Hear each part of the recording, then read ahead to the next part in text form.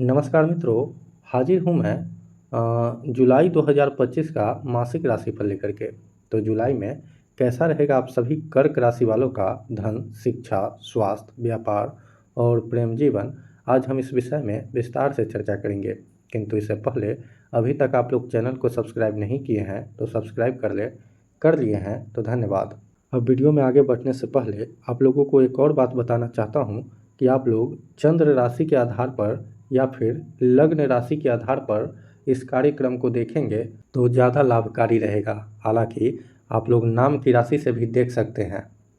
अब विषय पर आते हैं और सबसे पहले स्वास्थ्य की बात करें तो आपके प्रथम भाव में बुध स्थित हैं और बुध यहाँ शत्रु क्षेत्री हैं, लेकिन यहाँ बुध अकेले हैं, इसीलिए ज़्यादा हार्मफुल नहीं है। यदि इनका संबंध किसी क्रूर ग्रह से होता तो फिर यही बुध यहाँ बैठकर किसी बड़ी बीमारी को दे सकता था, क्योंकि आपके राशि में बुध दो नेगेटिव भाव, तीसरे भाव और 12वें भाव को रूल कर रहे हैं और 18 जुलाई से आपकी ही राशि में वक्री भी होंगे।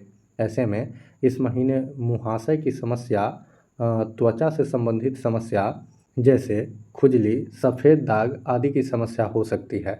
इसके अलावे जो कि सूर्य और गुरु का संबंध आपके द्वादश भाव में बन रहा है। सूर्य फैमिली भाव यानी कि दूसरे भाव का स्वामी है। गुरु स्वयं रोगेश हैं। द्वादश भाव हॉस्पिटल का होता है, यानी फैमिली के कारण हॉस्पिटल आदि का दौरा भी इस महीने हो सकता है। कुल मिलाकर ये महीना स्वास्थ्य के दृष्टिकोण से बहुत ज़्यादा प्रॉब्लमेटिक नहीं है। अगर स्वास्थ्य का ख्याल रखा जाए तो कोई भी समस्या नहीं होगी। अब बात करते हैं शिक्षा की।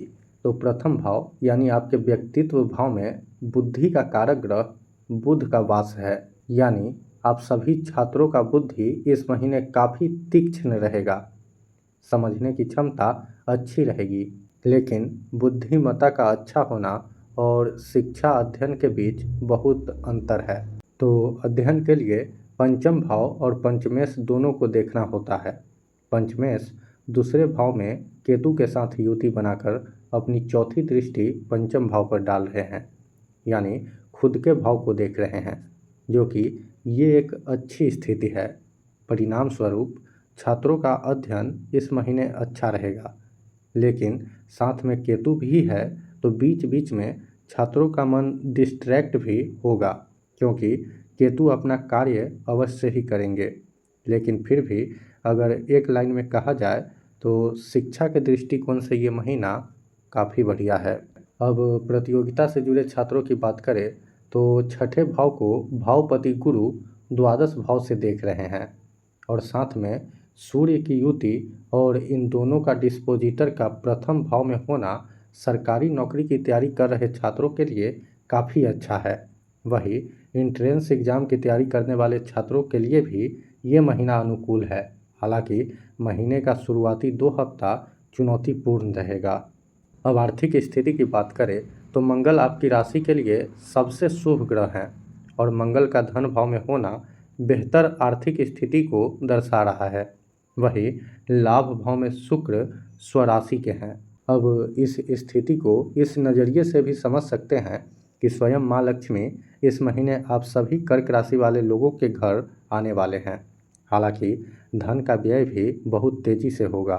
नतीजा पैसों की सेविंग कम हो पाएगी, तो फिजूल खर्च से बचें।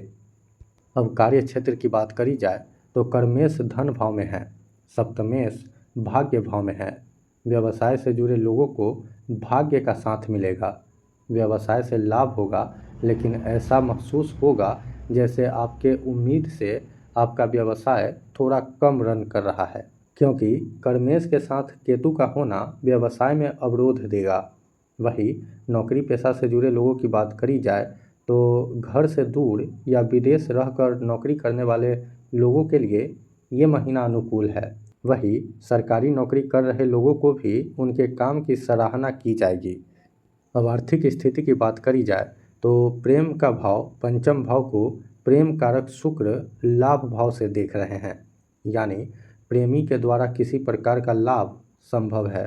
वही पंचमेश केतु के साथ हैं, ऐसे में थोड़ा बहुत चुनौतियाँ भी प्रेम जीवन में आएगी। अब वैवाहिक जीवन की बात की जाए तो वैवाहिक जीवन सुखमय रहेगा। जीवन साथी के संग धार्मिक यात्रा भी हो सकता है। अब उपाय की बात की जाए तो आपका योग कारक ग्रह मंगल केतु के साथ दूसरे भाव में स्थित है। ये स्थिति बहुत अच्छा नहीं है। तो मंगल को सही रखने के लिए भगवान विष्णु का मंत्र ओम नमो नारायणाय नमः, इस मंत्र का 108 बार जप करें। इसी के साथ आज के कार्यक्रम में बस इतना ही। मुझे दीजिए इजाज़त। नमस्कार।